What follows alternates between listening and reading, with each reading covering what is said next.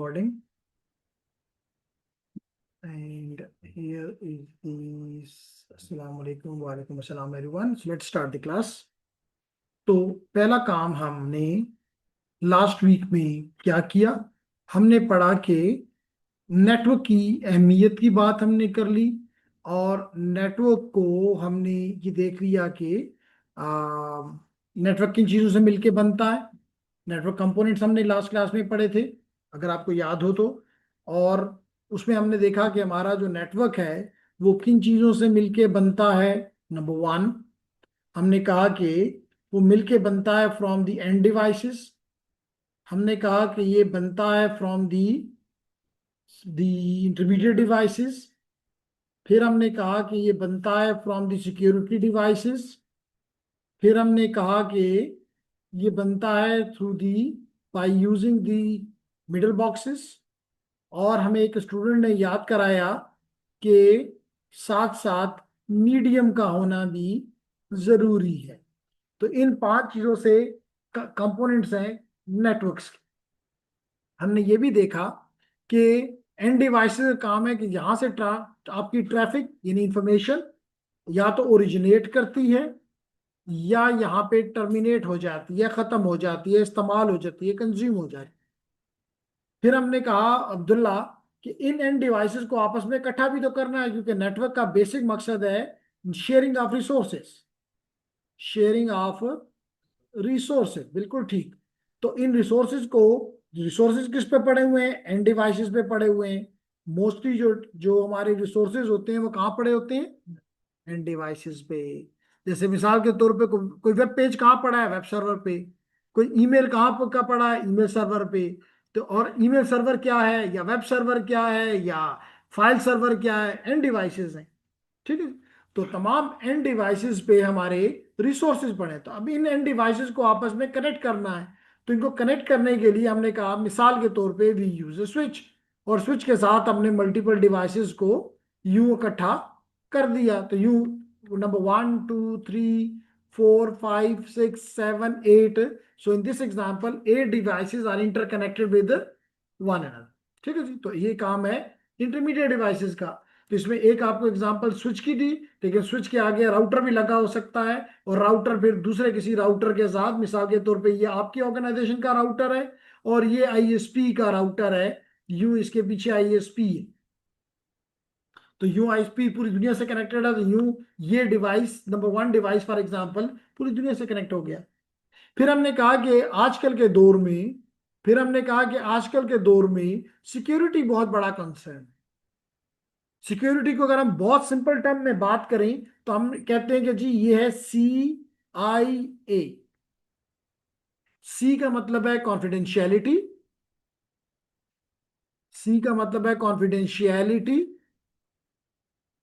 आई का मतलब है इंटीग्रिटी, और ए का मतलब है अवेलेबिलिटी। तो अटैकर हमेशा इन 3 चीजों पे अटैक करता है। क्या करता है? वो चाहता है कि जो चीज आप भेज रहे हैं वो पढ़ ले, जो चीज आप भेज रहे हैं वो सुन ले। यानी वॉइस ट्रैफिक है तो सुनेगा, अगर आप कोई ईमेल भेज रहे हैं तो पढ़ेगा, अगर आप अपना यूजर नेम पासवर्ड भेज रहे हैं तो पढ़ लेगा, और अगर आप कोई वीडियो भेज रहे हैं तो देख लेगा। तो वो हमेशा अटैकर की ख्वाहिश ये है कि वो आपकी कॉन्फिडेंशियलिटी को तोड़े, और आपकी हमेशा कोशिश होती है कि आप कॉन्फिडेंशियलिटी को रिस्टोर करें। तो इसके लिए अगेन आपको कुछ डिवाइसेस लगाने पड़ेंगे जो कि इन चीजों को इंश्योर करें। अब आपने कॉन्फिडेंशियलिटी तो समझ लिया कि मिसाल के तौर पे अगर मैं यहां पे बैठा हुआ, चले यहां पे फॉर एग्जांपल अगर मैं ये करूं कि यहां पे जाके और स्वेयर उसको हिट करता हूं, मिसाल के तौर पे मैंने यूबीएल को क्लिक कर दिया। अब आपको यहां नजर आ रहा है कि यूबीएल की वजह से मुझे यूबीएल कुछ डिफरेंट समझ आ रहा है जी। तो यूबीएल, और देखें यहां पे अगर मैं ये क्लिक करूं और यहां पे अपना यूजर नेम मांग रहा है मुझसे, और फिर एक पासवर्ड मांगेगा, तो अगर मैं यूजर नेम पासवर्ड दूं और रास्ते में अबू जर इसको रीड कर ले यानी रास्ते में इस ट्रैफिक को पकड़ के यूजर नेम पासवर्ड पकड़ मालूम कर ले, तो फिर ये अकाउंट मेरा है कि अबूजर का हो गया? अबूजर का हो गया। तो इसका मतलब है कि रास्ते में अगर कोई चीज आपकी पकड़ी जाती है और वो रीड कर ली जाती है, वो सुन ली जाती है, वो देख ली जाती है, तो इसका मतलब that is called as loss of confidentiality. That is called loss of confidentiality. तो इसको रोकना है। तो इसको रोकने का तरीका क्या होता है कि you implement the encryption.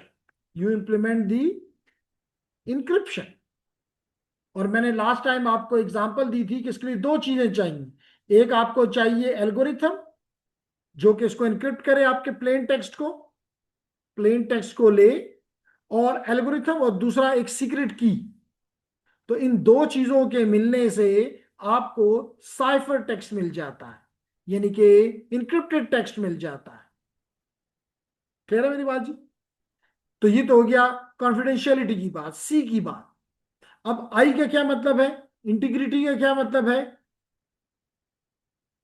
Integrity का मतलब यह है कि अगर आप यानी सोर्स कुछ चीज भेजे और वो डेस्टिनेशन पे तब्दील होके पहुंच जाए, यानी मिसाल के तौर पे यहां से आपने लिखा, फॉर एग्जाम्पल आपने इसी बैंक की साइट पे जाके किसी अपने दोस्त को 5,000 रुपीज शिफ्ट करने की इंटर कर दी, और वहां पे रास्ते में किसी ने इसको पकड़ लिया। जो रास्ते में पकड़ता है इस किस्म के अटैक को कहते हैं man in the middle, man in the middle attack, या on path attack, on path attack.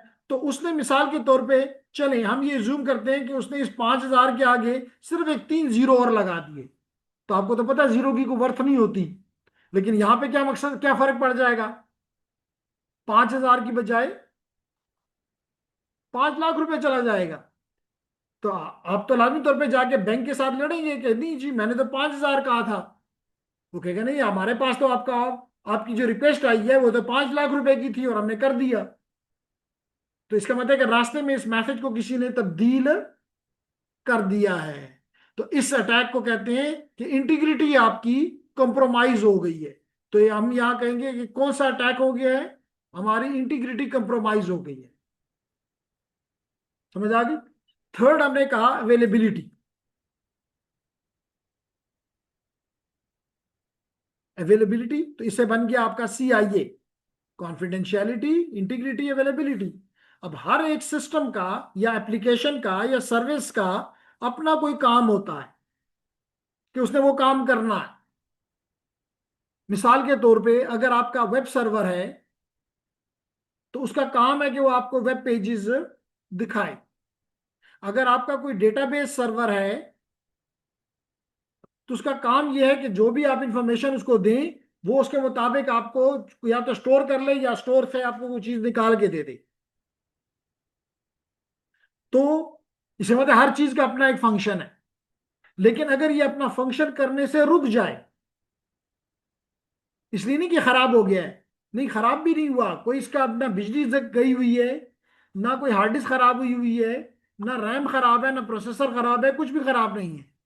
लेकिन फिर भी जो यूजर्स हैं वो कंप्लेन कर रहे हैं कि हमें जो रिसोर्स चाहिए वो नहीं मिल रहे। तो इसको कहते हैं कि आपकी अवेलेबिलिटी कंप्रोमाइज हो गई है।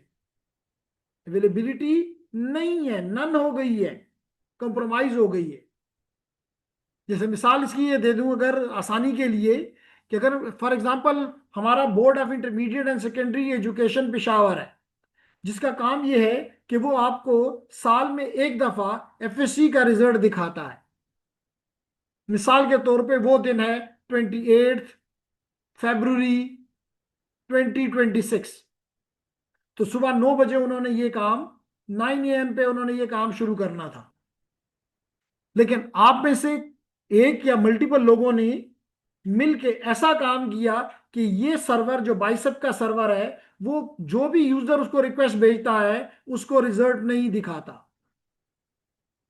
तो लोग क्या कहेंगे, यूजर क्या कहेंगे कि भाई लगता ऐसा है कि बाइसेप में वो डेटाबेस ही नहीं है, वो सर्वर ही नहीं है, वो सर्विस ही नहीं है, रिजल्ट ही नहीं दिखा रहा।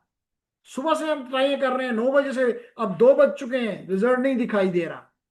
तो इसको इस पे किस चीज पे कंप्रोमाइज कंप्रोमाइज हुआ है, किस चीज पे अटैक हुआ है, अवेलेबिलिटी पे अटैक हुआ है। तो ये तो चले सरकारी महकमा है जिसपे लोग क्या करेंगे, सिर्फ एहतजाज ही करेंगे। लेकिन अगर ये कोई कंपनीज हैं, मिसाल के तौर पे एक तरफ उबर है, दूसरी तरफ करीम है, और उबर के लोग काले करते रहते हैं, मैसेज भेजते रहते हैं, गाड़ी आती ही नहीं है, तो फिर मेरे ख्याल से अगले 10 दिन में ही उबर बिल्कुल जीरो हो जाएगा, और सारे लोग जो है वो करीम की तरफ देखने लग पड़ेंगे। तो इसका मतलब आपने तो कंपनी खत्म कर डाली। तो डेट इज कॉल्ड, क्या आपने उसकी अवेलेबिलिटी को कंप्रोमाइज किया और उसके बिजनेस को लॉस दिया। अब बात समझ आ गई। तो ये है आपका क्वेश्चन, ये है आपका ये है आपका CIA। तो आपकी सिक्योरिटी के जो डिवाइसेस हैं इनका काम है कि ये काम आपके लिए करें कि नहीं, आपकी कॉन्फिडेंशियलिटी लूज नहीं होगी, आपके मैसेज कोई तब्दील नहीं करेगा, अगर करेगा तो डेस्टिनेशन को पता चल जाएगा कि ये वो मैसेज नहीं है। इसका मतलब यूजर ने तो कुछ और भेजा था, यहां मेरे पास 5 लाख आ रहा है, ये वो चीज नहीं है, ताकि वो इसको ना प्रोसेस करे। बात समझ आ गई। फिर हमने कहा कि अवेलेबिलिटी भी क्लियर कर दिया। फिर मैंने आपको कहा कि और किन चीजों में बनता है, मिडिल बॉक्सेस से। मिडिल बॉक्सेस से क्या मुराद है, कुछ ऐसी चीजें जो कि इन तीनों कैटेगरीज में नहीं आती। मिसाल के तौर पे मैंने आपको दिया था लोड बैलेंसर्स का। अब लोड बैलेंसर एक ऐसा डिवाइस है जो कि आपकी ट्रैफिक को मल्टीपल, क्योंकि हमारे आईपी नेटवर्क में मल्टीपल रूट्स होते हैं, मल्टीपल रास्ते होते हैं, मल्टीपल पाथ्स होते हैं। तो अगर एक ही रास्ता सब इस्तेमाल कर रहे हैं तो वो रास्ता बंद हो जाएगा, कंजेस्टेड हो जाएगा, ब्लॉक हो जाएगा, जैसे उस पर रश हो जाएगा, इसको कहते हैं कंटेंशन होगी, कंजेशन होगी।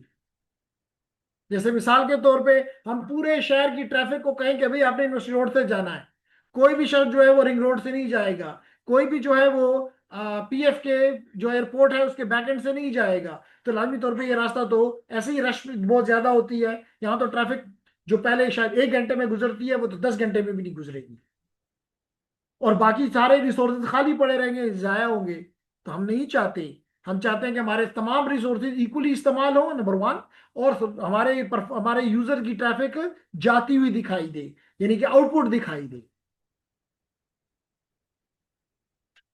Clear. So ladies and gentleman, तो हमने देखा कि ये काम हमारे लिए करेगा, और लाजमी तौर पे जब हम इन डिवाइसेस को हमने इकट्ठा करना है तो हमें मीडियम तो चाहिए। और हमने कहा था कि लास्ट क्लास में कि ये मीडियम गाइडेड भी हो सकता है और ये मीडियम अनगाइडेड भी हो सकता है। गाइडेड का मतलब है मिसाल के तौर पे कॉपर की वायर हो या ऑप्टिकल फाइबर हो, दोनों केसेस में दैट इज गाइडेड। आपको पता है कि एक डायरेक्शन में जा रही है एक चीज, लेकिन अगर अनगाइडेड है तो इट कैन बी एयर। अब मिसाल तो मेरा सिग्नल, मैं इस वक्त कनेक्टेड हूं जूम के साथ, और जूम की वजह से मैं अपने इतने माशाल्लाह स्टूडेंट के साथ कनेक्टेड हूं, लेकिन सिग्नल तो नजर नहीं आ रहा, और ना ही मेरी डिवाइस को पता है कि सिग्नल इसके बैक, एक्सेस रूटर इसके बैक पे है या लेफ्ट पे है, राइट पे है, फ्रंट पे है, नहीं पता इसको। तो ये तमाम डायरेक्शन में क्योंकि सिग्नल भेज रहा है, इसलिए हम कहते हैं ये अनगाइडेड है। तो this is the air. Similarly it can be sea water, similarly it can be even vacuum, free space. So these are all the examples of so but these are connecting these devices together and form a network.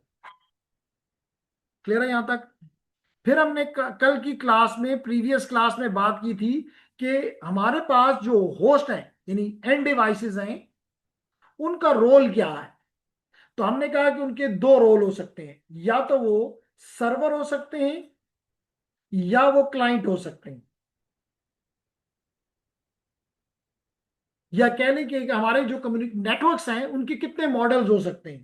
पहले हम कह लेते हैं कि हमारे जो networks हैं उनके कितने मॉडल्स हो सकते हैं, किस तरह के हो सकते हैं। तो एक मॉडल होगा सर्वर क्लाइंट मॉडल, और दूसरा होगा peer to peer model. Peer to peer model, जिसको पी टू पी मॉडल भी, पी टू पी मॉडल भी कह सकते हो। क्लियर? तो जेंटलमैन, क्लाइंट सर्वर का मतलब क्या है? मोस्टली हमारे स्टूडेंट्स का ये ख्याल होता है कि भाई ये मशीन सर्वर है, ये वाली मशीन क्लाइंट है, जबकि मेरा ऑब्जेक्शन ये है उनपे कि नहीं, सर्वर जो है ये एक एप्लीकेशन है। सर्वर जो है वो एक क्या है? एप्लीकेशन है, यानी सॉफ्टवेयर है, जो कि क्या देता है? एक मखसूस सर्विस देता है, एक मखसूस सर्विस देता है। जबकि देता है यानी प्रोवाइड करता है, जबकि क्लाइंट, जबकि क्लाइंट सर्विस ये भी एक एप्लीकेशन है, ये भी एक सॉफ्टवेयर है, लेकिन ये भी सर्विस, लेकिन ये सर्विस मांगता है, आस्क फॉर द सर्विस। जैसे मिसाल के तौर पे, अगर मैं यहां पे ये कहूं कि जनाब लेट इट बी, मैं यहां पे लिखता हूं IP config, IP config, IP config slash all, space देना था, चलिए हो गया। तो मैं आपसे क्वेश्चन ये पूछता हूं कि जनाब मेरी मशीन का, चलिए इसी के इसमें ले लेते हैं एग्जांपल, मेरी मशीन का आईपी क्या है? तो भाई ये है। मेरी मशीन का सबनेट मास्क क्या है? ये है। कब मुझे ये मिला? 28 फरवरी को 12:52 पे। कब मुझसे ले लिया जाएगा? 2:52 पे। फिर मेरा डीएचसीपी क्या है? मेरा डीएनएस क्या है? डीएनएस सर्वर क्या है? ये है। तो कहने का मकसद ये हुआ कि ये मुझे किसने दिया? इसका मतलब कोई ऐसी सर्विस है जिसने मुझे दिया, लेकिन मैंने तो मांगा। ये मतलब मेरे पास भी, मेरी कंप्यूटर में भी एक सर्विस है जो मांगती है। तो जो मांगने वाली सर्विस होती है उसको क्या कहते हैं? क्लाइंट। और जो देने वाली सर्विस होती है वो क्या है? सर्वर। इसी तरह मिसाल के तौर पे यहां पे दूसरी एग्जांपल देखते हैं कि मैंने ये ब्राउजर खोला और मैंने यहां पे लिख दिया फॉर एग्जांपल siemens.com, www.cisco.com। तो मैं क्या कर रहा हूं? मांग रहा हूं, मैं मांग रहा हूं। अब कौन मांग रहा है? तो क्लाइंट कौन है यहां पे? कौन है? तो आपके आपके ख्याल से लैपटॉप, अगर लैपटॉप कह रहे हैं तो फिर तो हार्डवेयर हो गया। लेकिन मैंने तो कहा नहीं, हार्डवेयर नहीं कहा, मैंने तो कहा एक एप्लीकेशन है जो मांग रही है। तो अब आप यहां देख रहे हो कि यहां ब्राउजर ओपन है, क्रोम ओपन है। तो क्रोम को मैंने कि ये मांग रही है कि cisco.com लाओ। तो इसका मतलब क्रोम जो है वो क्या है? सर क्लाइंट है। और इस क्लाइंट ने जाके मांगा और ये मुझे चीजें मिलना शुरू हो गई। मिसाल के तौर पे आई क्लिक दी, चलें I click the log in. फिर मैंने कहा कि मुझसे यूजर नाम मांगो, मुझे ऑथेंटिकेट करो। तो देखें इसने मुझसे यूजर नेम मांगा, मैंने दे दिया। मैंने नेक्स्ट प्रेस किया, ये मुझसे पासवर्ड मांगेगा। ये इसने पासवर्ड मांगा, मैंने इसको पासवर्ड दे दिया। मैंने कहा वेरीफाई कर लो। अगर ये मैं वेरीफाई हो जाता हूं तो मैं इसके अंदर चला जाऊंगा। तो किसने मुझे ऑथेंटिकेट किया? मैंने अपनी चीजें दी, अगेन मैंने कहा मुझे ऑथेंटिकेट करो, मैंने मांगा, और उधर से मुझे ऑथेंटिकेट कर दिया गया कि भाई तुम ये यूजर। देखें यहाँ पे लॉगिन की बजाय IH आ गया है, सान लक आ गया है। इसका मतलब है कि मैं इस साइड पे क्लाइंट हूं और उस साइड पे सर्वर। तो ये डेफिनेशन है क्लाइंट। और क्योंकि अगर हम कहें कि भाई इस लैपटॉप ने मांगा है, फिर तो हार्डवेयर हो गया क्लाइंट। हम हार्डवेयर को नहीं कहना चाहते, उसी हार्डवेयर, क्योंकि अगर हार्डवेयर को कह दिया कि ये मांगने वाला है तो फिर कभी भी दे नहीं सकेगा। तो इसलिए एक एक हार्डवेयर पे मल्टीपल एप्लीकेशंस होती हैं। एक एप्लीकेशन हो सकता है मांग रही हो, एक एप्लीकेशन हो सकता है दे रही हो। जो दे रही है, रिस्पॉन्ड कर रही है, वो सर्वर। जो मांग रही है, वो क्लाइंट। क्लियर हो तो बात? बस याद रखने के लिए कि अल्लाह ताला हमेशा सर्वर है और हम हमेशा क्लाइंट हैं। हम हमेशा मांगते हैं। सर। जी जेंटलमैन। सर यहाँ पे सर्वर सिस्को है। यहाँ पे सर्वर सिस्को नहीं है। मैं कहूंगा कि जहां पे सिस्को की वेबसाइट किस वेब सर्वर पे है, वो सर्विस है। प्रॉब्ली अपाचे एक सर्विस है वहां पे, प्रॉब्ली, जो कि वहां पे सिस्को साइट पे सिस्को के किसी कंप्यूटर के ऊपर इंस्टॉल्ड है। वो सर्वर है और मेरा मेरा क्रोम क्लाइंट है। सर एक क्लाइंट एज सर्वर भी काम कर सकता है। एक क्लाइंट। एज अ सर्वर भी काम कर सकता है। जी, क्वेश्चन ये पूछा गया कि क्या एक क्लाइंट सर्वर भी हो सकता है। यानी इसका मतलब दोनों काम करेगा। इसका मतलब है कि मुदस्सर ये पूछना चाहते हैं कि क्या ये दोनों काम भी कर सकता है, मांगे भी और दे भी। तो क्लाइंट सर्वर मॉडल में तो नहीं। क्लाइंट सर्वर मॉडल में जब हम एक एप्लीकेशन बनाते हैं तो इस माइंड से बनाते हैं कि या ये मांगेगी या ये सर्विस देगी।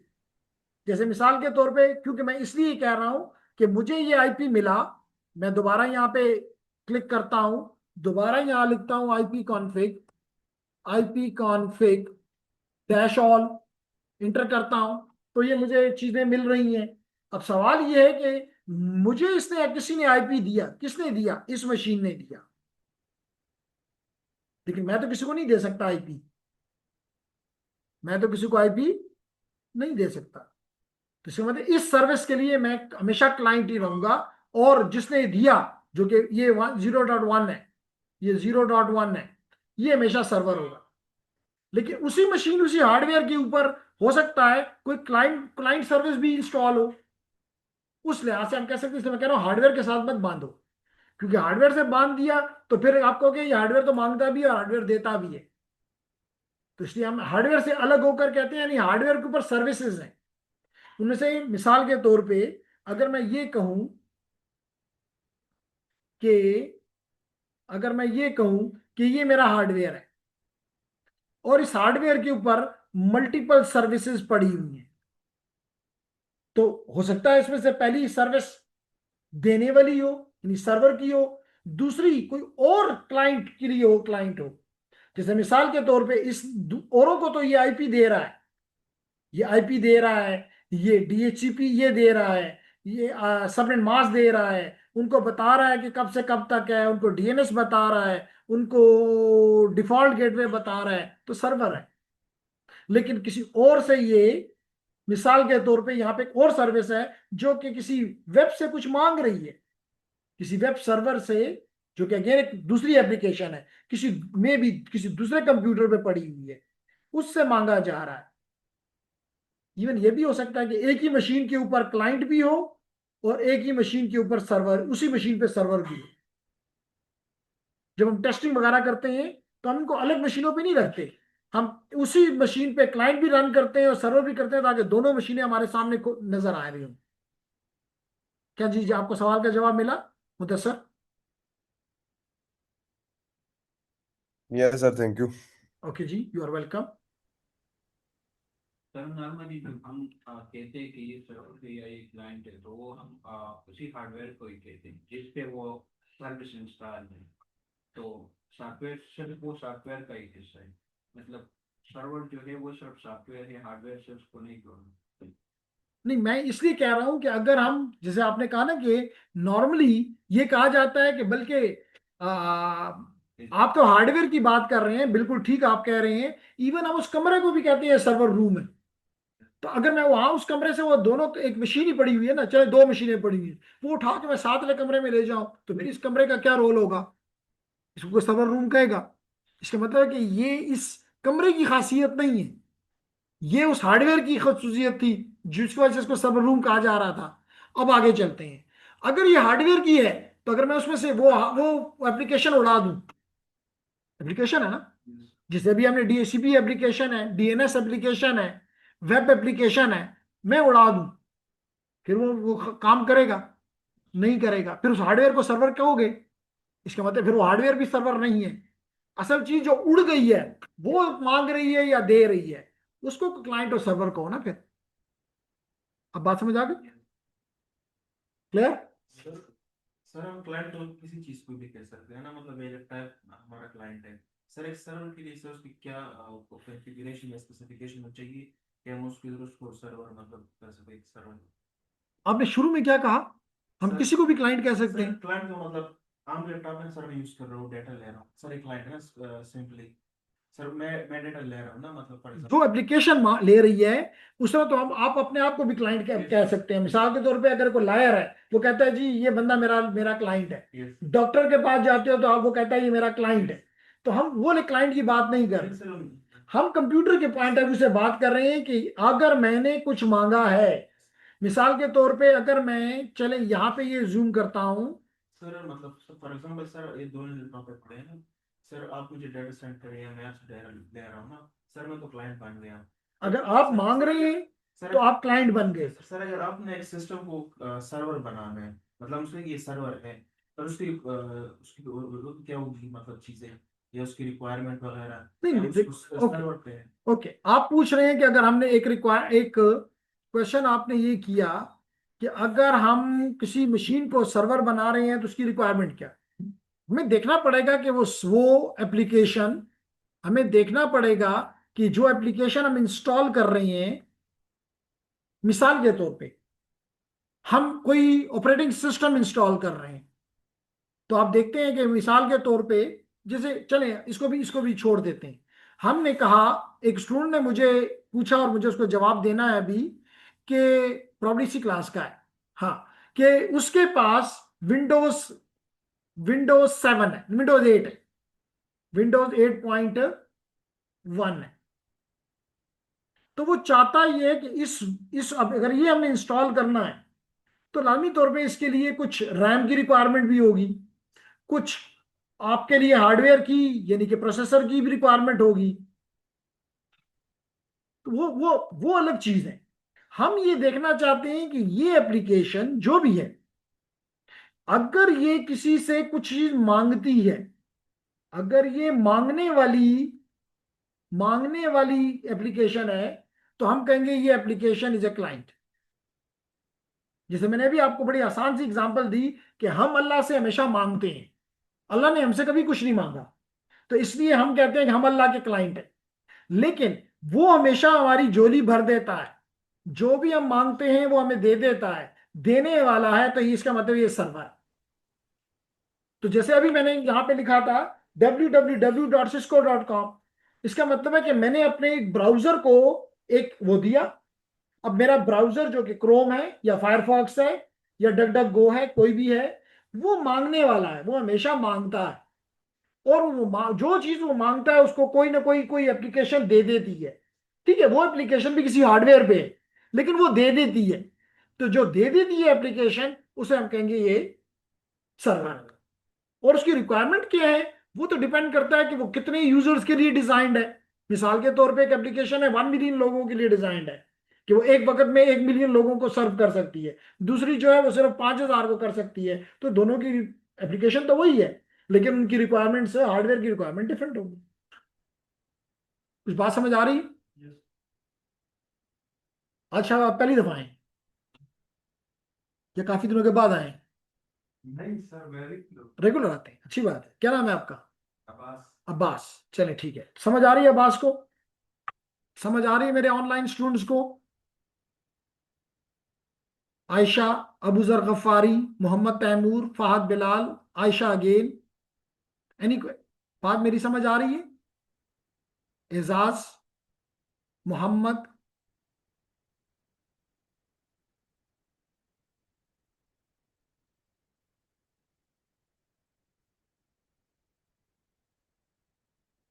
Yes sir, yes sir, yes sir and yes sir and yes sir, yes sir, all good, okay Didar, thank you. तो आगे चलते हैं जी। तो ये तो हो गया हमारा क्लाइंट सर्वर मॉडल। अब यहां पे वो आपको बता रहा है कि, इसको भी बंद कर देते हैं, कि क्या हो सकते हैं। देखिए, सर्वर ईमेल सर्वर भी हो सकता है, जहां पे या तो हम अपनी मेल स्टोर करते हैं या वहां से रिट्रीव करते हैं। इसका मतलब दोनों हालतों में वो हमारी हमारी मदद कर रहा है। या तो हम कहते हैं जी हमारी मेल अपने पास रख लो, तो हम उसको एक रिक्वेस्ट भेज रहे हैं, जो रिक्वेस्ट भेजे वो क्लाइंट। अब मिसाल के पे जीमेल है, मिसाल के तौर पे अगर मैं आपसे पूछूं कि जनाब यहां पे मैं लिखता हूं gmail.com, अब ये gmail.com क्या है? ये सर्वर है, और मेरा मेरा जो ये ब्राउजर है ये क्या है? क्लाइंट है। समझ आ गए? तो यहां पे हमने कहा कि ईमेल भी हो सकता है, वेब सर्वर भी हो सकता है।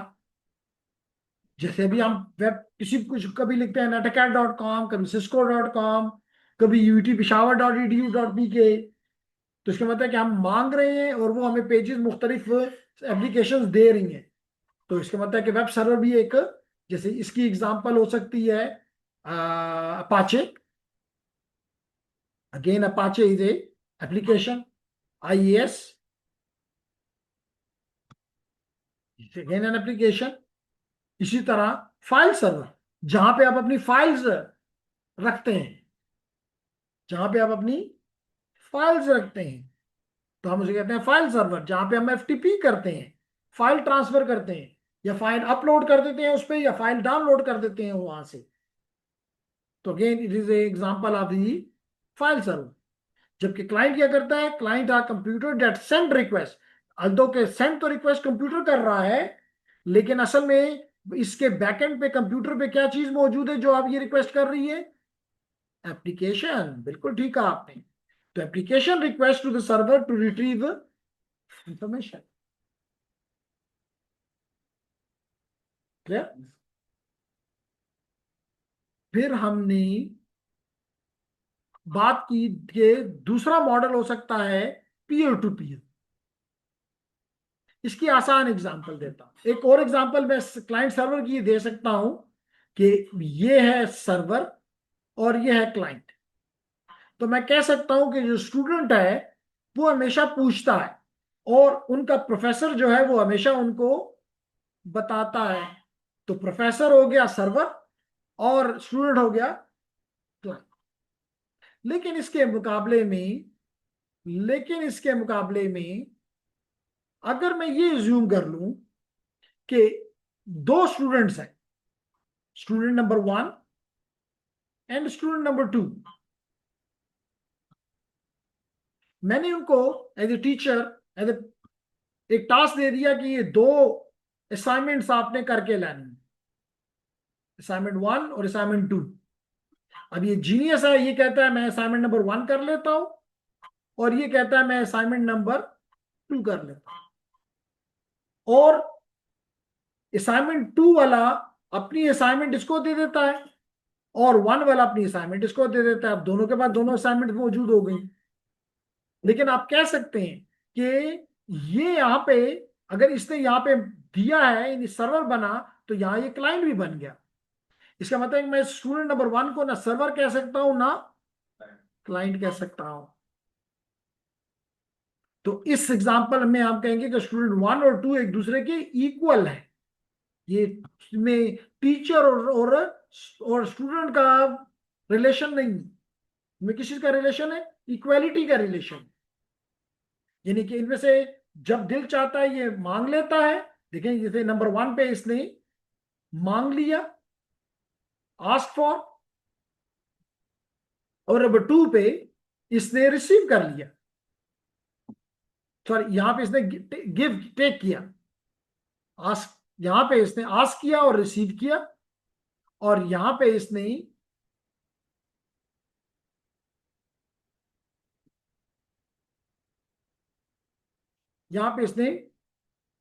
Give give give give to other कर गिव टू अदर किया, यानी कि ट्रांसमिट कर दिया। तो इस किस्म के नेटवर्क को हम अब नया नाम दे रहे हैं कि हम इस किस्म के मॉडल को क्या कहते हैं? Peer to peer. क्या कहते हैं? Peer to peer. क्लियर हो गया बात? अब इसकी एक एग्जांपल देता हूं आपको। इसमें बहुत से ऐसे मॉडल्स हैं जो पीयर टू पीयर पे चलते हैं। फॉर एग्जांपल, आपने शायद टॉरेंट्स का इस्तेमाल कभी किए। Torrents are example of peer to peer. ये कैसे काम करते हैं अभी बताते हैं जी आपको। मिसाल के तौर पे मैं यहाँ पे एग्जांपल लेता हूं एक सॉफ्टवेयर का, एक एप्लीकेशन का, अगेन एप्लीकेशन, जिसका नाम है ईम्यूल। इससे पहले इसका ही वर्जन था जिसको ई डंकी कहते थे। तो ई म्यूल या ई डंकी कैसे काम करता है? ये यूं करता है कि अगर मैं ये एप्लीकेशन अपने कंप्यूटर में इंस्टॉल कर दूं तो ये मेरी सी फोल्डर में, एक सी ड्राइव में सी ड्राइव में एक फोल्डर बना देता है विद द नेम इनकमिंग।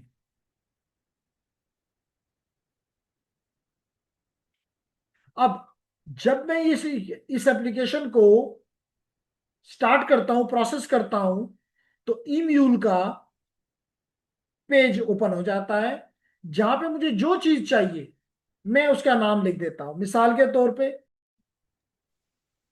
तो भी कंटिन्यू। तो मैंने कहा कि यहां पे मुझे, मिसाल के तौर पे मुझे चाहिए विंडोज 11 या विंडोज 10। तो जितने दुनिया के कंप्यूटर हैं जिनका नाम, जिन्होंने ईम्यूल इंस्टॉल किया हुआ है एप्लीकेशन, तो ये चेक करता है कि मिसाल के तौर पे 1 बिलियन ऐसे कंप्यूटर हैं जिन पे ईम्यूल इंस्टॉल है।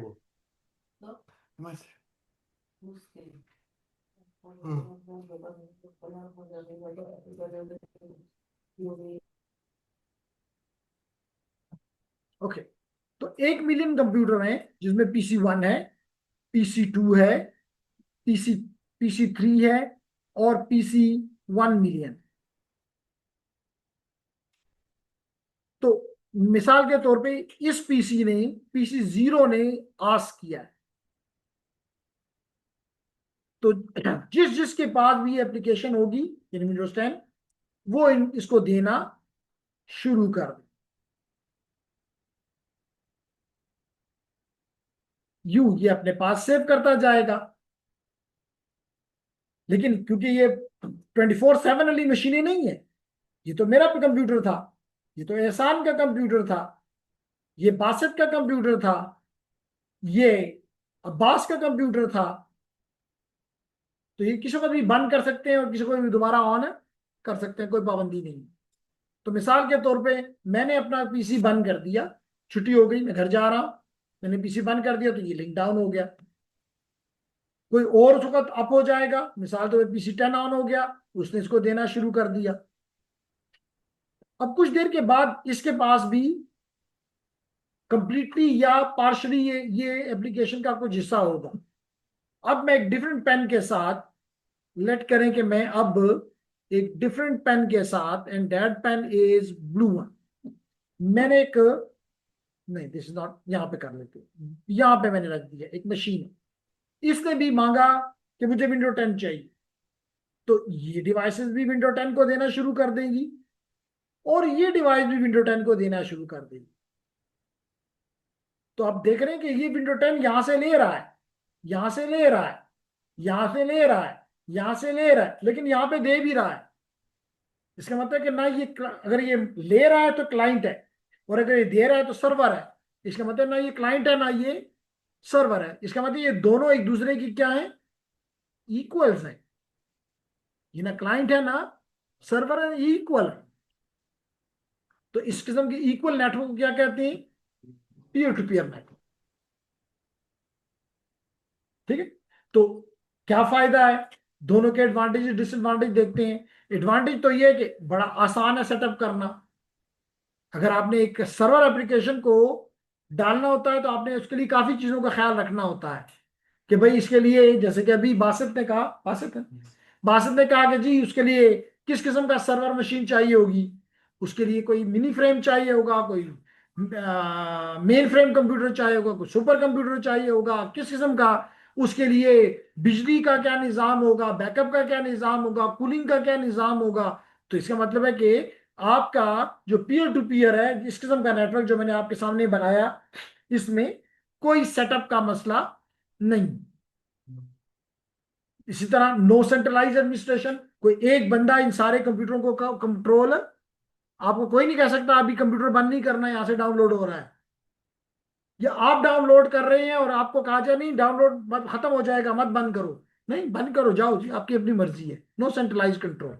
तो दैट इज द डिसएडवांटेज। फिर फायदा क्या है, लेस कॉम्प्लेक्स, मैंने कहा ना वो कॉम्प्लेक्स है, उसके लिए स्टाफ रखना पड़ेगा, जिस जो मिसाल तौर पे जो वेब का मास्टर होगा वो बैठेगा वेब सर्वर के ऊपर, जो ईमेल का होगा वो ईमेल को देखेगा, जो एफटीपी का होगा वो एफटीपी को देखेगा, जो वर्चुअलाइजेशन समझता है वर्चुअलाइजेशन को देखेगा। तो वहां पे हर चीज के लिए अलग अलग टीम चाहिए, यहाँ पे less complex, less cost and use for simple task. जबकि नुकसान क्या है पीयर टू पीयर का, कोई सेंट्रलाइज मशीन नहीं है जो कंट्रोल करे, लाजमी तौर पे सिक्योरिटी का कोई तरीका नहीं है। हो सकता है आप उससे कुछ चीज मांगे विंडो 10, वो विंडो 10 तो दे दे, लेकिन साथ आपको मालवेयर्स भी दे दे, बोनस है। इसी तरह उसकी स्केलेबिलिटी पे इशू होगा। स्केलेबिलिटी का मतलब होता है कि अगर आप यूजर बढ़ा दें और कोई फर्क ना पड़े तो हम कहते हैं स्केलेबल है, तो लेकिन ये स्केलेबल नहीं है। इसी तरह इसकी परफॉर्मेंस भी, लाजमी तौर पे आम मशीनें हैं ना, पावरफुल मशीनें तो नहीं है, तो इनकी परफॉर्मेंस भी, आउटपुट भी कमजोर होगा। क्लियर हो गया बस? ओके। तो जनाब हमने बात की एंड डिवाइसेस, तो इसका मतलब है कि ये हमारे एंड डिवाइसेस हैं, ये हमारे एंड डिवाइसेस हैं। इन एंड डिवाइसेस को दूसरे किसी लैन के एंड डिवाइसेस के साथ मिलाना है तो हमें क्या चाहिए, स्विच चाहिए। हमें क्या चाहिए, राउटर चाहिए। तो राउटर और स्विचेस क्या हो गए, इंटरमीडिएट डिवाइसेस, और ये हमारे पीसीस क्या हो गए, एंड डिवाइसेस। बिल्कुल ठीक है आप। तो end devices where message originate, जहां मैसेज निकलता है या वहां पे मैसेज रिसीव होता है। क्लियर? फिर हमने पढ़ा कि इंटरमीडिएट डिवाइसेस, तो अभी मैंने आपको मुख्तलिफ इंटरमीडिएट डिवाइसेस दिखाए, मिसाल के तौर पे अभी भी अगर दिखा दूं तो you will be happy hopefully. आपने मुझे बताना है कि ये कौन सी डिवाइस है एजाज। मैं आपको पहला डिवाइस दिखा रहा हूं, ये कौन सा डिवाइस है, ये एक्सेस रूटर है। ये क्या एंड डिवाइस है, इंटरमीडिएट डिवाइस है, सिक्योरिटी डिवाइस है, क्या है ये, इंटरमीडिएट डिवाइस। क्योंकि एक तरफ अगर जब ये लग जाता है तो इसके साथ बासित भी कनेक्ट हो जाएगा और इसके साथ अब्बास भी कनेक्ट हो जाएगा, और दोनों एक दूसरे के साथ कम्युनिकेट करेंगे थ्रू दिस। इसका मतलब है कि ये इंटरमीडिएट डिवाइस है। इसी तरह आपने देखा कि अगर मैं ये डिवाइस आपके सामने ले आऊं अगेन, तो ये कौन सा डिवाइस है, अगेन इंटरमीडिएट डिवाइस है। जबकि इसके मुकाबले में अगर ये ले आऊं तो ये कौन सा डिवाइस है, एंड डिवाइस है। और अगर एक छोटा सा डिवाइस आपके सामने लेकर आता हूं, बड़ा वाला नहीं लाता, तो कभी किसी बड़ी क्लास में दिखाऊंगा।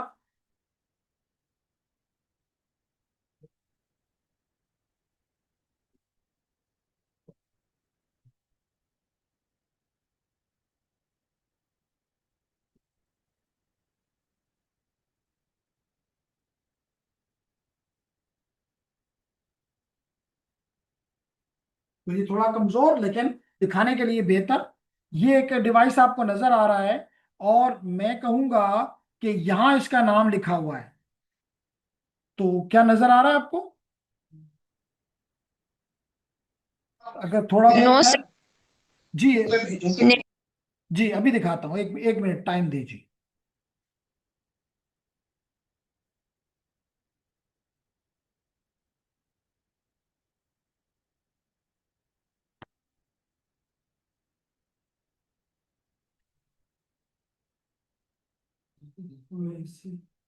जी बताएं।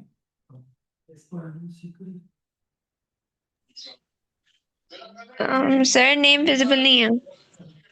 सिस्को, CISCO ASA 5505, क्या नजर आ रहा है? अब तो बड़ा क्लियर नजर आ रहा है। 12। सिस्को ASA 5505, तो ये सिस्को का ASA है। ASA मैंने शायद लास्ट क्लास में भी बताया था कि क्या करता है। सिस्को AS, कोई भी ASA, थोड़ा चेक करें, जल्दी से गूगल करें, मैं नहीं कहूंगा चैट करें, चैट जीपीटी को दें कि क्या है ASA। सिक्योरिटी अप्लायंस है, सिक्योरिटी डिवाइस है जी। फैजान ने सही बताया, फैजान ने बताया कि सिस्को का ASA है 5505। इसी तरह में सरदार मुदस्सर ने भी बताया कि सिस्को का ASA है। तो मोहम्मद ने कहा ब्लरी है, लेकिन चलें, फैजान ने उसको बता दिया, मुदस्सर ने बता दिया। तो ये एक एक फायरवॉल है, ये एक इंट्रूजन प्रिवेंशन सिस्टम है। तो जो भी इस किस्म का डिवाइस होते हैं उन्हें हम क्या कहते हैं, सिक्योरिटी डिवाइसेस। या क्योंकि ये 5505 छोटा है, इसके मुकाबले में दूसरा है, लेकिन दिखाने के वक्त दैट इज 5510। तो अगर अभी वरीसा ने 5505 को वो किया, तो अब मैं कहूंगा 5510 को या 20 को करके देखो। 5520, 5520 सिस्को ASA।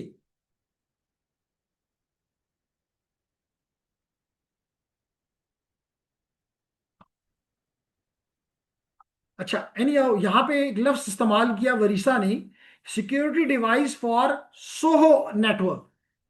ये सोहो उसने क्या लिखा, small office home office, small office home office, यानी छोटे नेटवर्क के लिए ये छोटा है। लेकिन अभी हमें वरीसा ने फिर भेजा कि 5520 किस लिए है, मीडियम इंटरप्राइजेस के लिए, यानी बड़े बिजनेस। इंटरप्राइजेस क्या मतलब होता है, बिग ऑर्गेनाइजेशंस।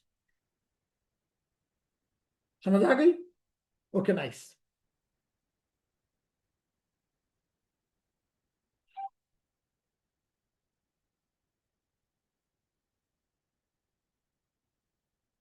तो जनाब, तो हमने इंटरमीडिएट डिवाइसेस, अभी आपने एक्सेस रूटर देखा, इंटरमीडिएट डिवाइस। अभी आपने लैन स्विच देखा, इंटरमीडिएट डिवाइस। अभी आपको जो मैंने दिखाया था that was a multi layer switch, layer 3 switch, again A intermediate device. Router ये पड़ा हुआ है, this is again A intermediate device. What type of device this is, firewall, security device. अभी आपने देखा है, this is the firewall which can be used for a small network, small office, home office, SOHO। Sir ये भी intermediate में आता है। नहीं, इसको मैंने इसलिए सिक्योरिटी में डाला ना, इनको टिक किया क्योंकि इसने सिक्योरिटी और उनकी बात ही नहीं की, इसलिए। लेकिन है ये अलग नेटवर्क, इसका काम चीजों को आपस में जोड़ना नहीं है, इसका काम चीजों को सिक्योर करना है। इसका मतलब इसका रोल मुख्तलिफ है। जब रोल मुख्तलिफ है तो नाम भी, कैटेगरी भी मुख्तलिफ होगी। नाइस। तो जनाब, आपने कहा कि जनाब इंटरमीडिएट डिवाइसेस क्या करते हैं। अगर ये इंटरमीडिएट डिवाइस है तो एक तरफ से ये डेटा लेता है और दूसरी तरफ आगे डेटा को भेज देता है। इसका मतलब इसने डेटा लिया, इसका मतलब इसने रिसीव किया, इसने दोबारा उसको रीजनरेट किया। क्या किया, क्योंकि सिग्नल यहां पहुंचा है तो कमजोर हो गया है। बात सिग्नल क्या हो गया है, कमजोर हो गया है। तो कमजोर का डिजिटल एनालॉग की दुनिया में इसका हल होता है कि उसको एम्पलीफाई कर दें। डिजिटल में हल होता है कि उसको रीजनरेट कर दें। क्या कर दें, रीजनरेट कर दें। इसका मतलब उसको दोबारा बना दें और फिर रीजनरेट करने के बाद उसको आगे ट्रांसमिट कर दें। तो इसका मतलब इंटरमीडिएट डिवाइस का क्या काम है कि रीजनरेट करें और फिर आगे रीट्रांसमिट कर दें। फिर maintain information about the pathway exist. आमतौर पे जो इंटरमीडिएट, मिसाल पे ये राउटर है तो इसके इसके मल्टीपल रास्ते होंगे, किस रास्ते पे निकालना है। क्या उसको पाथ नंबर 1 पे निकालना है, पाथ नंबर 2 पे निकालना है, या पाथ नंबर 3 पे निकालना है। क्योंकि हो सकता है पाथ नंबर 1 जो है वो यूएस की तरफ जा रहा हो, पाथ नंबर 2 जो है वो मे बी रशिया की तरफ जा रहा हो, पाथ नंबर 3 में भी ऑस्ट्रेलिया की तरफ जा रहा हो, तो भाई आप किधर भेज रहे हैं? तो हर तरफ एक ही तरफ, तो हर की तरफ तो नहीं भेजना। तो this again need to be decided by the intermediate device. इसी तरह क्या कहते हैं, notify other devices of errors and अगर कोई कम्युनिकेशन फेलियर हो जाती है, यानी इसके राउटर के पास एक चीज आई, ये आगे नहीं भेज सका, तो कम से कम इसका इसका फर्ज बनता है कि पिछले वालों को बताए कि तुम्हारी चीज मैंने नहीं भेजी, किसी भी वजह से वो मैंने गिरा दी, मैं नहीं आगे भेज सका। क्लियर हो गया? सर ये डिजिटल वर्ल्ड में ये कमजोर होने का क्या मतलब? कमजोर होने का मतलब ये है कि सबसे पहले जब भी कोई सिग्नल ट्रेवल करता है, व्हाट्स योर नेम? अजला। जब भी कोई सिग्नल ट्रेवल करता है तो उसकी स्ट्रेंथ जो होती है टाइम के साथ साथ, डिस्टेंस के साथ साथ कम होती जाती है। ये तो एनालॉग। ओके, अब ये भी सिग्नल है, सिग्नल है ना, लेकिन अगर हम इसको डिजिटल ज्यूम कर दें तो क्या होगा, या हाई होगा या लो होगा, ऐसा होगा ना। लेकिन ये भी जब चलेगा और यहां से पॉइंट नंबर 1 से पॉइंट नंबर 2 पे पहुंचेगा, तो इसको भी रास्ते में, इस अमल को जो ये हो रहा है इसको कहते हैं अटेन्युएशन। सिग्नल की स्ट्रेंथ के कमजोर हो जाने को क्या कहते हैं? अटेन्युएशन। इसके अलावा यह भी मुमकिन है कि कोई और सिग्नल इसके सिग्नल के साथ इंटरफेयर भी कर दे। इंटरफेस नहीं, इंटरफेयर।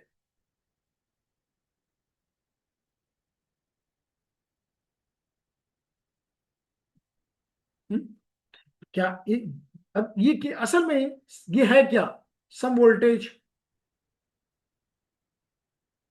बैकग्राउंड आपका क्या है? Computer system. किस सेमेस्टर में? सेकंड में। तो इसका काम क्या है कि ये एक वोल्टेज है, तो ये भी तो एक वोल्टेज है। मिसाल के तौर पर हम कहते हैं दिस इज रिप्रेजेंटिंग +5 एंड -5। तो जब ये किसी तार पे या जाएगा तो लाजमी तौर पे इसके भी वक्त के साथ साथ इसका शेप भी डी शेप हो सकता है, हो सकता है ये कुछ यूं हो जाए,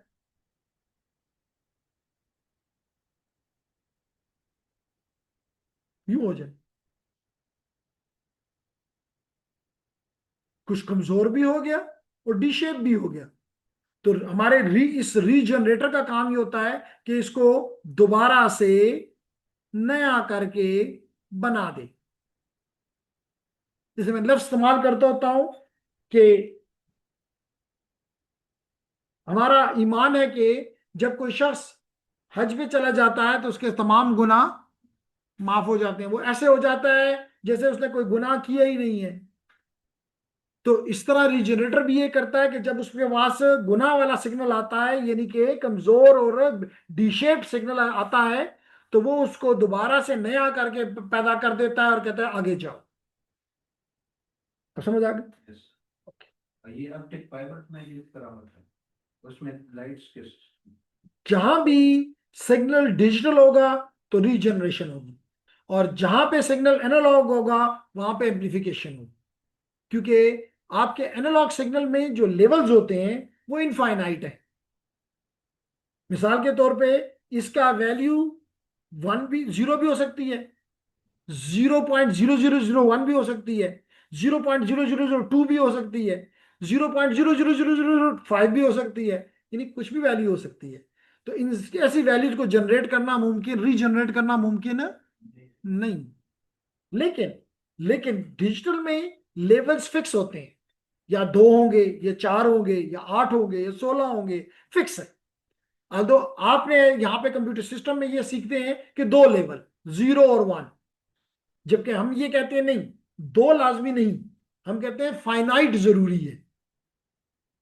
तो अगर एक फाइनाइट है तो फिर आप उसको रीजनरेट कर सकते हो। अब बात समझ आ गई? Good, clear. फिर हमने कहा कि जनाब लाजमी तौर पर मीडिया चाहिए। मैंने अभी कहा कि to join the, connect the devices with one another, we need the medium.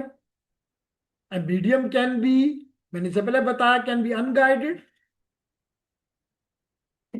जिसको सॉफ्ट वायर कहते हैं, भी कहते हैं, and it can be guided as well, जिसको हार्ड वायर कहते हैं।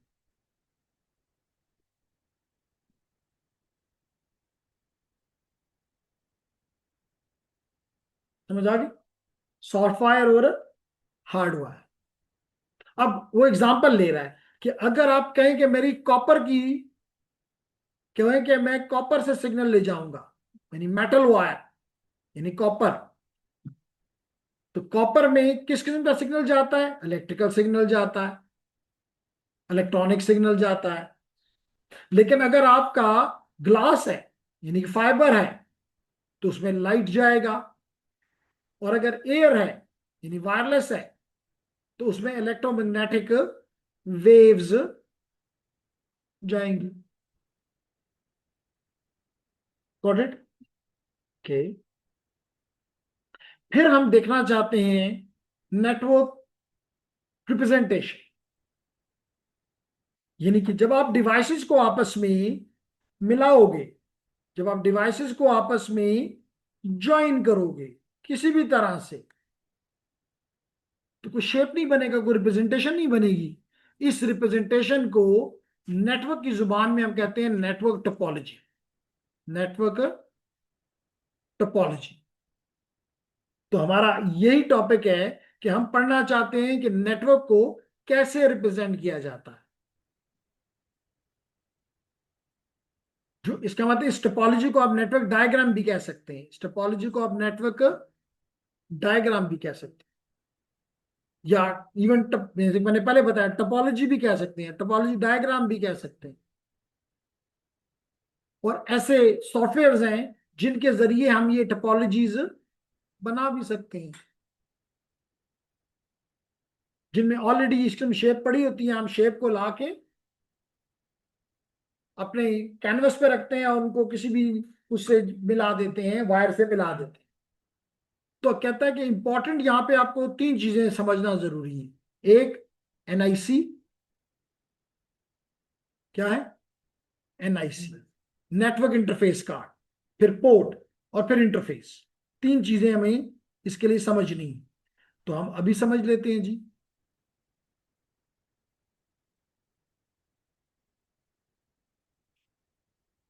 जी, क्वेश्चन पूछा है शाम ने कि जनाब एक्सेस पॉइंट और एक्सेस रूटर में क्या फर्क है? तो जनाब इसमें सिर्फ एक एलिमेंट का फर्क है, और वो ये है कि रूटर जो है वो जितनी भी ट्रैफिक आती है उसको एक पोर्ट, जैसे मिसाल के तौर पे यहां पे भी मेरे पास मौजूद है, मिसाल के तौर पे if I show you here gentleman Hasham और Rahman, are you here Hasham? क्योंकि क्वेश्चन आपका है तो आपको इसका जवाब मिलना चाहिए। तो जनाब अब क्या होता है कि जितना भी आसपास डिवाइसेस हैं वो इस एंटेनास को सिग्नल दे देते हैं। फिर ये डिवाइस चेक करता है, फिर ये डिवाइस चेक करता है कि क्या ये ट्रैफिक लोकल है,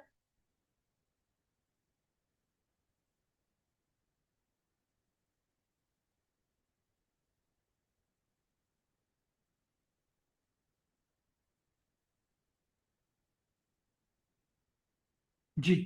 तो अगर आप यहां पे देखें तो इसकी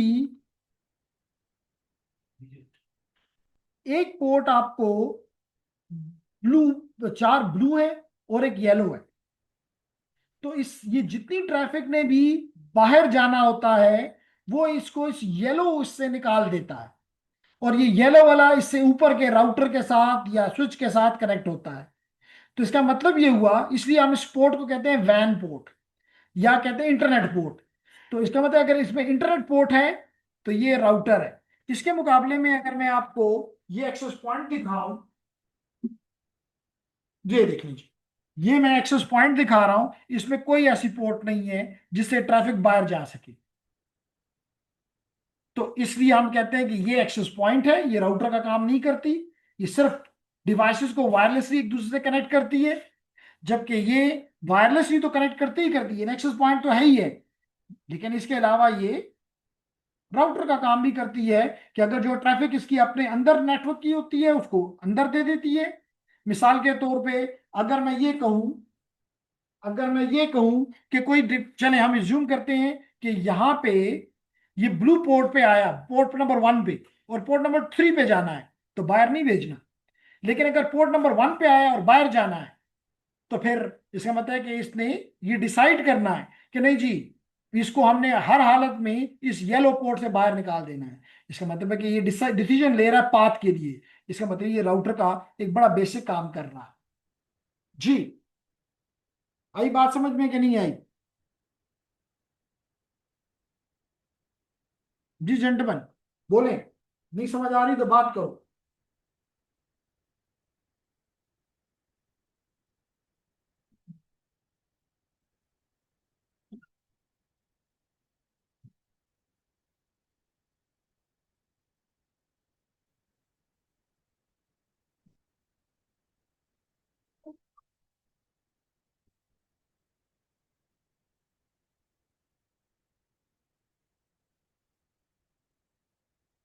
ओके, तो जेंटलमैन, अब हम बात करते हैं अबाउट दी, आपने मुझसे पूछा कि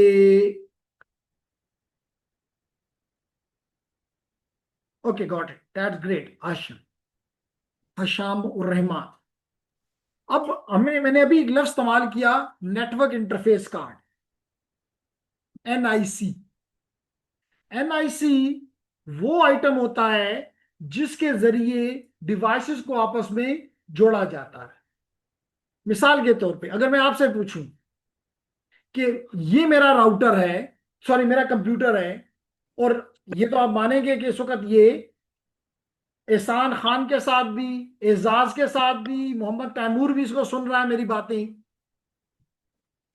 तो अशाक बताएगी कि आखिर ऐसी क्या खास बात है कि मेरा कंप्यूटर इन सबको दे रहा है। शाबाश, आज मीरब नजर नहीं आ रही, एब्सेंट है। तो जनाब इसके अंदर ये कार्ड लगा हुआ है, इस लैपटॉप में इस तरह का कार्ड लगा हुआ है जिसमें यहां पे एंटेना है। तो जो भी बात मैं करता हूं, मेरा प्रोसेसर उठा के इस एंटेना को दे देता है, और ये एंटेना हवा में इसको डिसिपेट कर देता है, छोड़ देता है। और ये एक्सेस रूटर का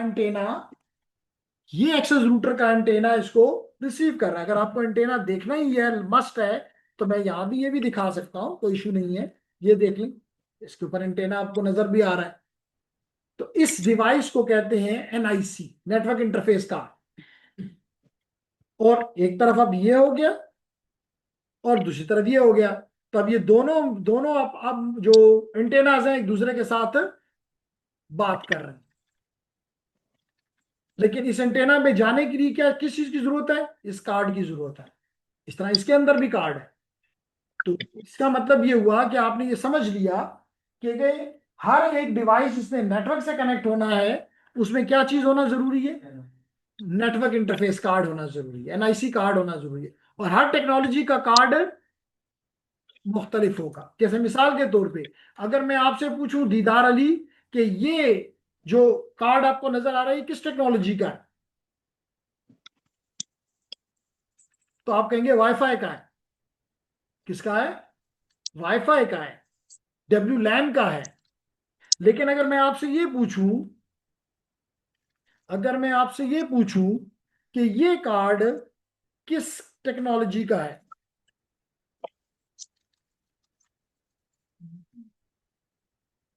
नजर आ रहा है? इसमें देखिए यहां पे केबल लग जाएगी। तो ईथरनेट का ये भी एक इंटरफेस कार्ड है, लेकिन ये ईथरनेट का है। इस तरह ब्लूटूथ का अपना होगा, जिगबी का अपना होगा। तो हर टेक्नोलॉजी का अपना इंटरफेस कार्ड होता है। कुछ बात समझ आ रही है? सर लैपटॉप में तो मुख्तलिफ चीजें होती हैं, ब्लूटूथ वालेकुम अस्सलाम या अलग अलग ऐसी या कार्ड है। जी एक मिनट मुझे दे दें।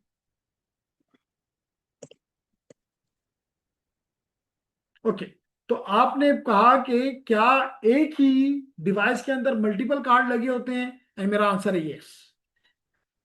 क्योंकि एक कार्ड सारी टेक्नोलॉजियों को समझना उसके लिए मुमकिन नहीं। तो हर एक टेक्नोलॉजी का अपना कार्ड होता है जो कि आपके लैपटॉप में या डेस्कटॉप में या स्मार्टफोन में लगा होता है। जैसे मिसाल तौर पे आपको बड़ी छोटी सी मोबाइल लग रही है लेकिन ये ब्लूटूथ पे काम करती है, इसका मतलब इसमें ब्लूटूथ का कार्ड है। इसके अंदर वाईफाई का काम करती है, इसमें वाईफाई का कार्ड है। इसके अलावा ये सेलर से कनेक्ट होती है, इसमें सेलर का कार्ड है। क्लियर हो गया? नाइस। तो ये तो हो गया आपका क्लियर कि भाई एनआईसी किसे कहते हैं।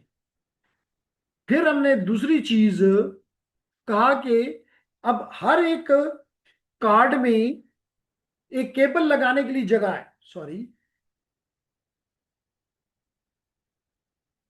केबल लगाने के लिए जगह है। मिसाल के तौर पे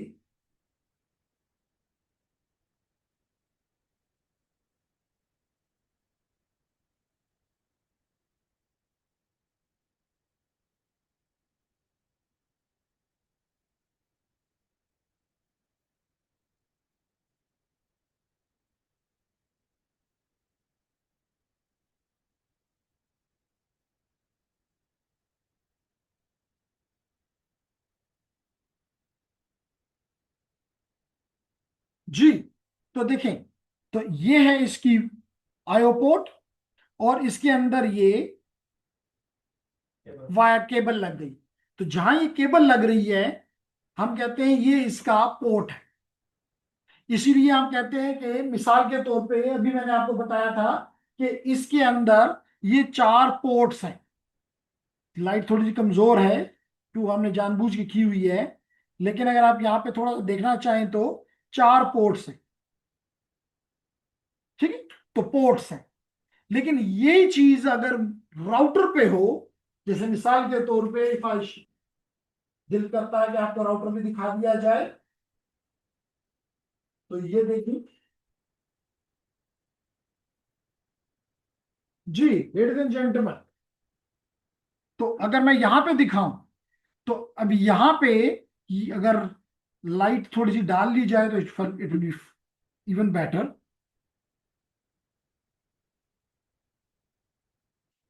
देखिए, ये देखिए, तो आपको ये यहां पे इस जगह पे आपने देखना है, सॉरी, इस जगह पे, ये जहां मेरी फिंगर्स हैं, तो इसके नीचे ये देखिए, तो यहाँ पे कुछ चीज हम लगा सकते हैं।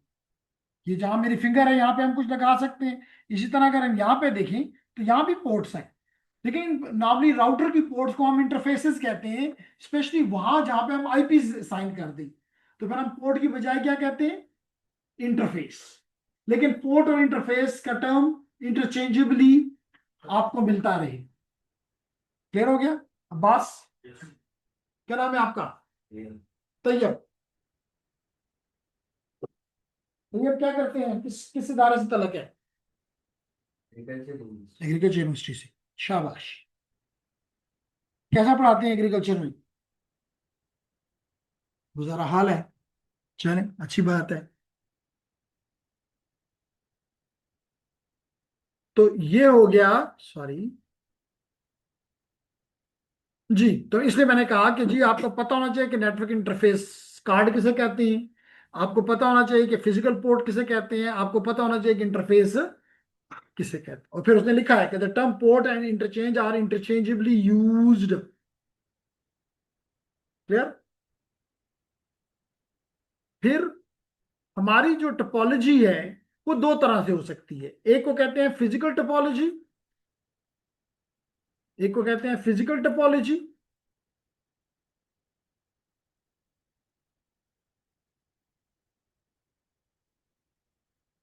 जी, एक को कहते हैं फिजिकल टोपोलॉजी और एक को कहते हैं लॉजिकल टोपोलॉजी।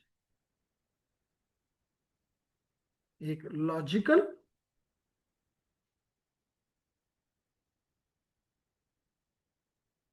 ये लॉजिकल, और ये फिजिकल। दोनों में फर्क क्या है, ये इंपॉर्टेंट है कि फिजिकल टोपोलॉजी का मतलब है कि जब डिवाइसेस को आप आपस में, फिजिकल का मतलब उनकी फिजिकल लोकेशन को आप बताएं, तो ऐसे इस से इसे ये पता चलेगा कि मिसाल के तौर पे अगर यहाँ पे इस बिल्डिंग में इस फ्लोर पे अगर कोई नेटवर्क है तो आप क्या बताएंगे कि भाई सिस्को लैब में ये स्विच लगा हुआ है, ये राउटर लगा हुआ है।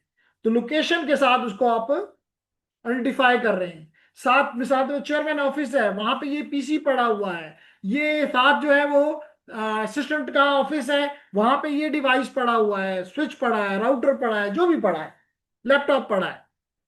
तो when you show the devices with respect to their physical location, that topology is called, that network representation is called physical topology.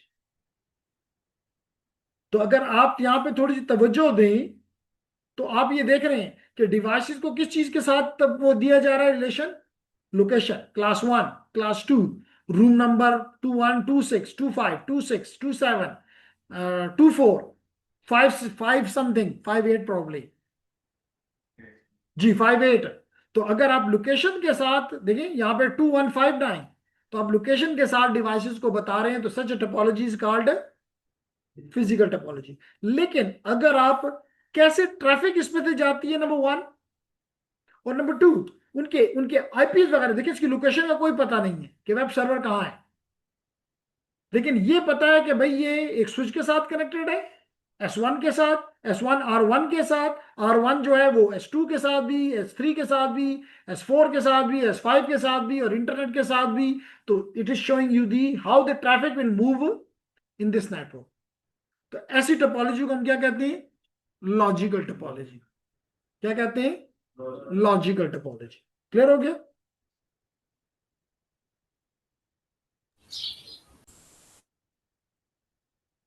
Excuse me sir. जी यूनुस खान। सर जब हम सर्वर को रिक्वेस्ट सेंड करते हैं मतलब वेबसाइट से, तो जो वेबसाइट का हमारे पास डोमेन है वो आईपी में चेंज होता है डीएनएस सर्वर के थ्रू, और वो सर्वर में जाते हैं, फिर उनको पता चले कि ये इस वेबसाइट से हमारे पास रिस्पॉन्स आया है। लेकिन स्विच में किस तरह होते हैं और राउटर में किस तरह ये चीज होता है, उनमें तो आईपी एड्रेस में इस तरह चेंज नहीं होता डीएनएस के थ्रू, उसमें तो डीएनएस यूज ही नहीं होता। नहीं, आपकी बात मुझे थोड़ी सी समझ नहीं आई। आपने कहा कि मिसाल के तौर पे मेरी ये मशीन है, मेरा ये लैपटॉप है, जी और सर। यहाँ पे मिसाल के तौर पे एक सर्विस पड़ी है जिसका नाम है cisco.com, जी एक सर। और पड़ी है मिसाल के तौर पे netacad.com, एक और पड़ी है मिसाल के तौर पे UT Peshawar.edu.pk वगैरह वगैरह। तो जब मैं अपने ब्राउजर में लिखता हूं कि मुझे जाना है cisco.com पे, तो क्योंकि कंप्यूटर को, ब्राउजर को ये इंग्लिश नेम समझ में नहीं आते, यस सर। तो ये क्या करता है, ये एक मशीन अगेन यहाँ पे ये खुद बन जाता है क्लाइंट, और एक मशीन जिसको आप डीएनएस, अभी आपने कहा डोमेन नेम सर्विस, ये उससे पूछता है कि बताओ भाई इस इंग्लिश का मतलब मुझे क्या है, नंबर्स में बताओ, ये जिसको आईपी हम आईपी देते हो? एड्रेस कहते हैं, जिसको ये लिखा हुआ है फॉर एग्जांपल। तो ये जी उसको सर। उसका आईपी एड्रेस लौटा देता है। अब इस ब्राउजर के पास आईपी होता है, तो अब ये जितने भी डिवाइसेस हैं, चाहे वो राउटर्स हैं, राउटर जी इस पे लेयर 3 पे ही काम करेंगे, तो मल्टीपल आपके रास्ते हैं, लेकिन ये उसी आईपी को इस्तेमाल करके आखिरकार उस मशीन तक पहुंच जाता है जहां पे cisco.com मौजूद है। ठीक है, यही पूछ रहे हैं। यस सर यही, लेकिन स्विच में किस तरह होगा, उसका स्विच रिस्पॉन्स में किस तरह सर? स्विच में कोई कोई सर्विस नहीं होती। स्विच में जो चीज है उसमें सिर्फ आप उसको एक खास पोर्ट पे कुछ चीज इंटर कर देते हैं, और ये अपना एक एल्गोरिथम इस्तेमाल करके, मेथड इस्तेमाल करके मालूम करता है, जो कि हम पढ़ेंगे कि भाई इसको मिसाल के तौर पे अभी आपने कई स्विचेस देखे, लेट करें कि इसमें पोर्ट नंबर 1 है, पोर्ट नंबर 2 है, पोर्ट नंबर 3 है, और पोर्ट नंबर 16 है, 1 से लेकर 16 तक पोर्ट है। तो इसके पास ऐसा मेथड है जो कि मैक एड्रेस की बेस पे है, जो कि इसको बताता है कि जनाब अगर ये आपको पोर्ट नंबर 1 से आया है और आपने मिसाल के तौर पे मैक M10 को देना है, तो ये यहाँ पे 16 नंबर पोर्ट पे कनेक्टेड है, तो 16 नंबर पोर्ट से उसको निकाल देता है।